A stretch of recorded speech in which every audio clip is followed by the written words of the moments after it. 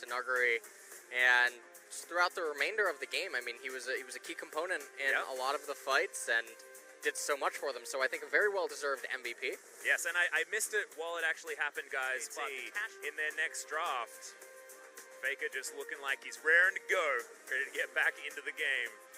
Well, we'll see what the draft is for SK Telecom this time around, and if Damwon is going to take a different approach. I do think that the Kha'Zix was a little bit bizarre. Figuring out what he wants to play, and Corki going to be locked in. And so Corki is likely going to be in the middle lane, and one of the things that's interesting about Damwon is they locked in the Scion and the Nocturne, and they showed a heavy amount of engage, even when Tahm Kench and Ezreal's already on the enemy team. Yeah. And that's really bizarre, so very similar to Damwon Gaming's draft. For Zephyr and the drafting, rather than the SKT players themselves as we hit the Rift.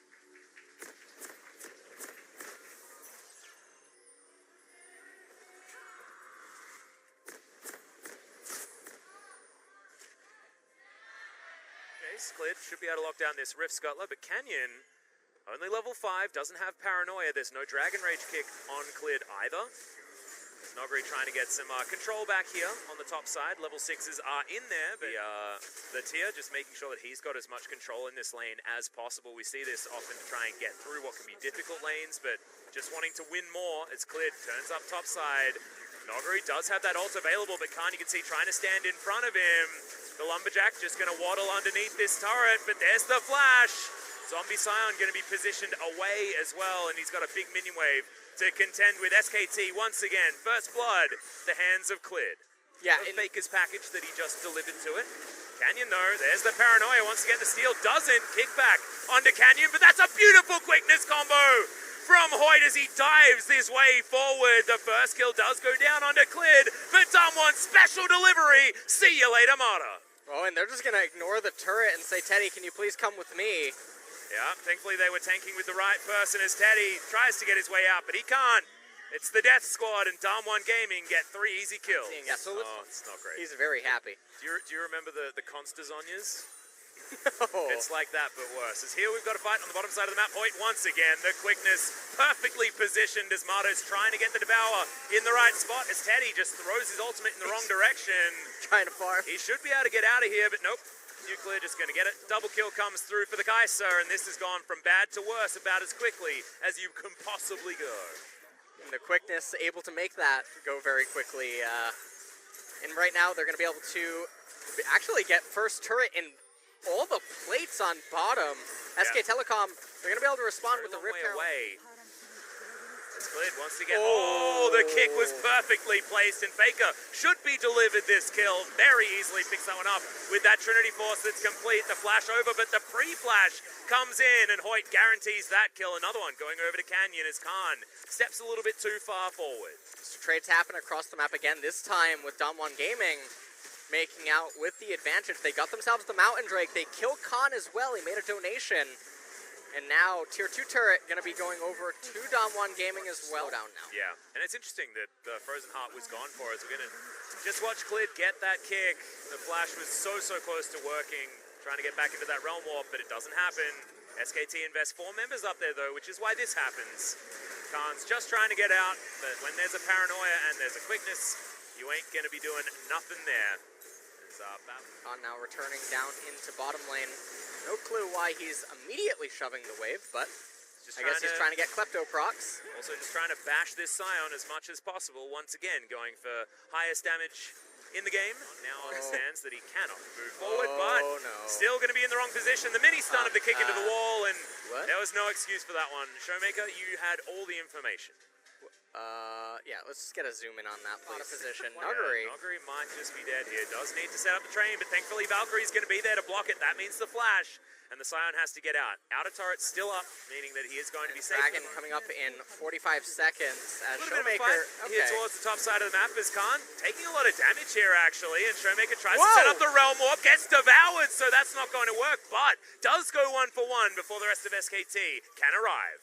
And both of these players have very healthy for this, and he's sitting on a lot of mana, and SKT just lose the Infernal. Yeah, that's a whoopsie. That is definitely a whoopsie. Paranoia to come in, but it feels a little bit more defensive as Hoyt dives forward. This isn't the quickness that we saw last time, though, as Nuclear does lock down the first kill. Dives on forward, picks up the double now as the Kaiser feeling well and truly online at 20 minutes here into this game. SKT limp away after losing their jungler and top laner and the Infernal Drake. Yeah, this is really bizarre. SK Telecom knew that this Infernal was coming up for the past 2 minutes. How do they let the lane states get to this, to the point where Faker's trying to recall 5 seconds before the dragon spawns, Khan dies up in top lane, everything does not look to be going that well, and now Damwon Gaming with that Mountain Drake, with the Kaisa, the Nocturne. Oh my god, look how much damage this is taking. Faker wants to come on over, but they're just going to obliterate it. Damwon Gaming move over to the Baron, look at it, and it dies. They just can't get this mid turret. They're trying their damnedest to do the Nayram. Well, Nogri's just going to walk towards them. That's his strategy. The quickness also just tying everyone up, and SKT's health bars are melting at the hands of Damwon Gaming. Canyon utilizes his GA absolutely beautifully, and this may just be base broken on this push. Well, Ezreal and... will rip someone apart. Now Hoyt has to use the Battle Dance to get his way out. Grand Entrance, I'm sorry, as Showmaker may be caught out here. Lots of damage availability as he's kicked in amongst the team. Does have the stopwatch, but eventually falls down. Damwon Gaming can't follow up in time. They do end up getting Showmaker. He does have teleport available, so depending on... SKT just playing scared. Thought LCS ended. I'm not quite sure. Not sure what we're watching here, but they don't even attempt for Baron. There's no lane setup whatsoever. I was watching 100 Thieves earlier on, so I got a bit of SKT in that game as well. Thank you very much, Bang. I'm sorry. Yeah, I know it wasn't exactly the greatest experience for Bang. Oh, oh, that's a lot of value. Canyon at least does have the spell shield. Keeping the Kaiser honest is certainly something that SKT wants to be doing. Okay, Hoyt needs to be real careful. That last auto, not actually going to fire there from Teddy, but man, if he had to hit that W, that would have been most likely a dead Rakan. And Teddy now is feeling real good with the items that he's put together, and we know what Teddy can do on this Ezreal if given a long leash. I feel like the leash isn't short enough if you're a Damwon Gaming fan.